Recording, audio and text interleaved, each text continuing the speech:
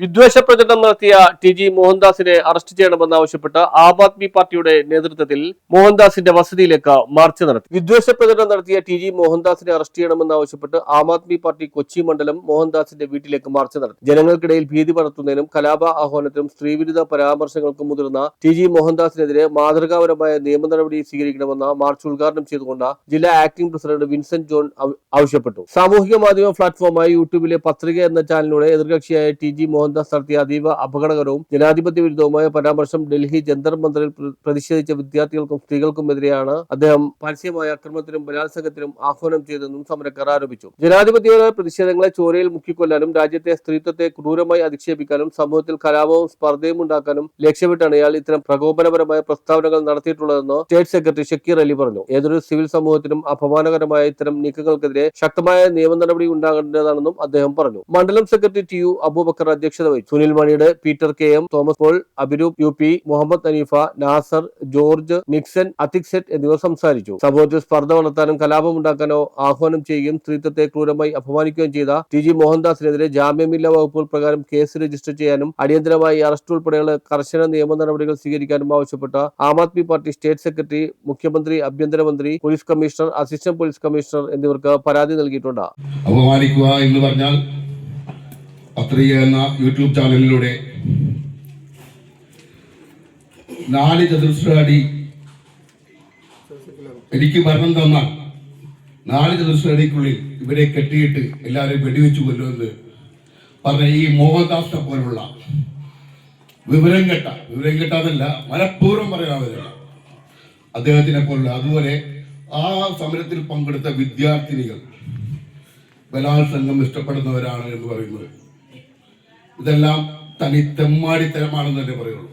ഇതെല്ലാം കണ്ടുകൊണ്ട് നമ്മുടെ സർക്കാരും പോലീസും അദ്ദേഹത്തെ കേസെടുത്തെന്ന് പറയുകയല്ലാതെ ഒന്ന് അറസ്റ്റ് ചെയ്യുകയോ ചോദ്യം ചെയ്യുകയോ ചെയ്യാൻ തയ്യാറായിട്ടില്ല.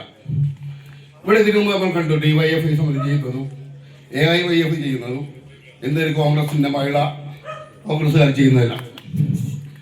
അപ്പോൾ നമുക്കിതിൽ പറയാനുള്ളത് ഈ DYFI 10 കൊല്ലം, കഴിഞ്ഞ 10 കൊല്ലം ഇതേ വിദ്വേഷ പ്രചരണങ്ങളും ഇതിൽ കൂടുതൽ സ്ട്രോങ് ആയിട്ടുള്ള വിദ്വേഷ പ്രചരണങ്ങൾ നടത്തിക്കൊണ്ട് മോഹൻദാസ് പലതും പറഞ്ഞിട്ടുണ്ട്.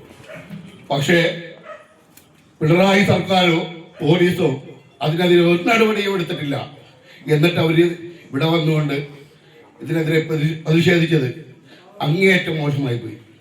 അവർക്ക് 10 കൊല്ലം ചെയ്യാൻ കഴിയാത്തത് ഇനിയിപ്പോൾ നമ്മുടെ ചെന്നിത്തലയുടെ പോലീസ് എന്ത് ചെയ്യാനാണ്? കോൺഗ്രസ്സുകാർ പറഞ്ഞ സമരം നടത്തി, ഇന്ന് മഹിളാ കോൺഗ്രസ് നടത്തി, കേസെടുത്തെന്നും പറഞ്ഞ് അദ്ദേഹത്തിന് ഇതുവരെക്കും ഒന്നും ചെയ്യാനുള്ള ധൈര്യം രമേശ് ചെന്നിത്തലക്കോ നമ്മുടെ VD സതീശനോ മുഖ്യമന്ത്രിക്കോ സാധിച്ചിട്ടില്ല എന്നുള്ളത് ഗൗരവമായി ചിന്തിക്കേണ്ട കാര്യമാണ്.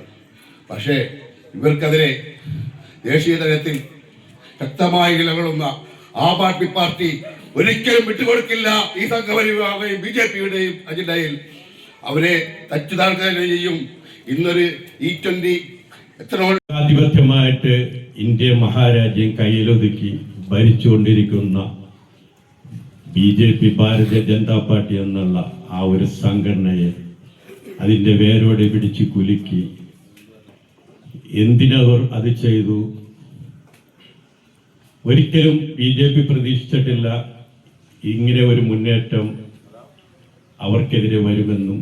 കാരണം ഇന്ത്യയിലുള്ള